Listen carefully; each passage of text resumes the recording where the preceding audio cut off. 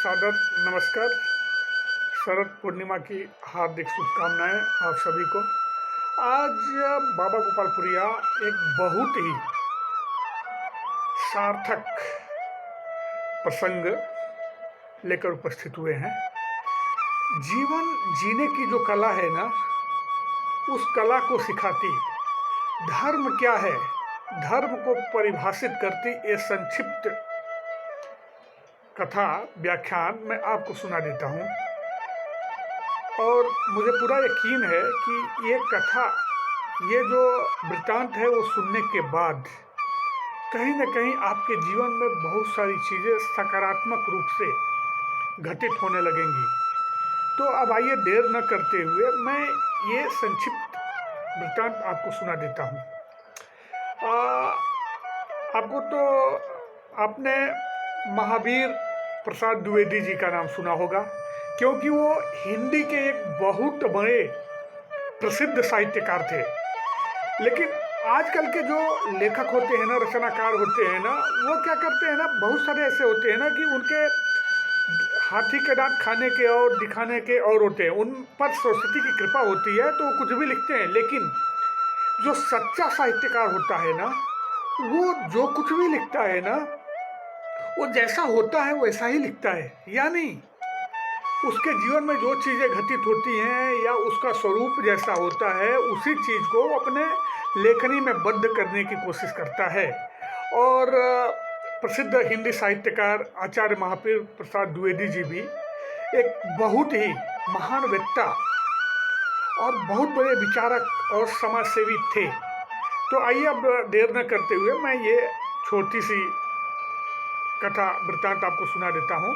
तो सरस्वती पत्रिका का जब संपादन उन्होंने कर लिया, तो फिर उसके बाद महावीर प्रसाद द्विवेदी जी ने अपने गांव चले गए और गांव में जाके लगे खेती बाड़ी करने। एक बार की बात है ना, वो ऐसे ही गांव के बाहर जा रहे थे तो मेड़ होता है ना खेतों के बीच में, तो क्या देखे ना, एक अछूत कन्या थी, महिला थी, वो वहाँ बैठ के ना रो रही थी।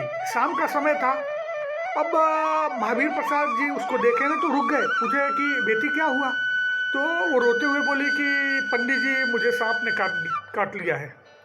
अब देखिए, ये जब की बात है ना, उस समय छूत अछूत बहुत सारी चीज़ें समाज में फैली हुई थी और गांव में तो ये बहुत ही ज़्यादा थी। महावीर प्रसाद द्विवेदी ने क्या किया ना, तुरंत ही वो जो महिला थी ना, वो ना हंसिया ली हुई थी, हंसुआ, वो जो काटने का काम आता है ना, वो उन्होंने तुरंत उसका लिया और उसका पैर पकड़ के जहाँ सांप ने काटा था ना, वहाँ चीरा लगे मारने। चीरा मार के और पैर दबा के ना, जो ब्लड था, खून था, जहरीला खून, उसको बाहर निकाला। और उसके बाद पंडित जी ने, आचार्य महावीर प्रसाद द्विवेदी जी ने, आओ देखा ना था, जो जनेऊ पहने हुए थे ना, ब्राह्मण थे, वो भी क्या बोलूँ मैं, एक मतलब कि महान ब्राह्मण थे। उन्होंने अपना जनेऊ तोड़ा। जनेऊ को तोड़ना अच्छी बात नहीं मानी जाती है, लेकिन उन्होंने अपना जनेऊ तोड़ के और उसके पैर पे नीचे और ऊपर बांध दिया, ताकि जो जहरीला खून है ना, उस नीचे ऊपर न फैले। और फिर उसको लेके गांव में चले गए और फिर मतलब डॉक्टर को दिखाने के लिए। अब देखिए, जब ये बात ना आसपास के कुछ उनके ब्राह्मण जो पट्टीदार थे, उन लोगों ने सुनी, तो बोले पंडित जी, आप तो मतलब इतने पढ़े लिखे, इतने समझदार होके आपको मालूम है कि जनेऊ नहीं तोड़ना चाहिए था आपको, वो भी वो अछूत मतलब कि महिला के लिए, उसको आप सीधे डॉक्टर के पास भी तो भेज सकते थे। तो बोले नहीं, उस समय का मेरा धर्म जो था, वो धर्म मैंने निभाया। और जहाँ तक इस जनेऊ की बात है, अगर यह जनेऊ मुझे सब लोग एडवाइस देते रहते, उस स्त्री मतलब कि उस स्त्री की रक्षा नहीं कर सकता है, उस स्त्री की रक्षा नहीं कर सकता है, तो ये मेरी रक्षा कैसे कर पाएगा।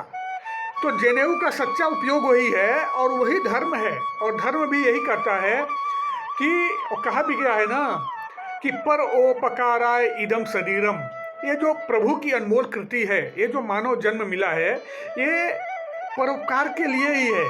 तो कृपा करके जात धर्म से ऊपर उठते हुए हमें इंसानियत को तवज्जो देनी चाहिए और ऐसे ही कार्य करने चाहिए जिसके लिए भगवान ने हमें भेजा है। और भगवान हमें यहाँ किस लिए भेजा है? सत्कर्म करने के लिए भेजा है। तो बहुत बहुत नमस्कार आप लोगों को, और कृपा करके बताइए कि ये वृत्तांत, ये कथा, ये कहानी आपको कैसी लगी। तो फिर मिलते हैं अगली कथा में, अगले वृत्तांत में। तब तक के लिए नमस्कार।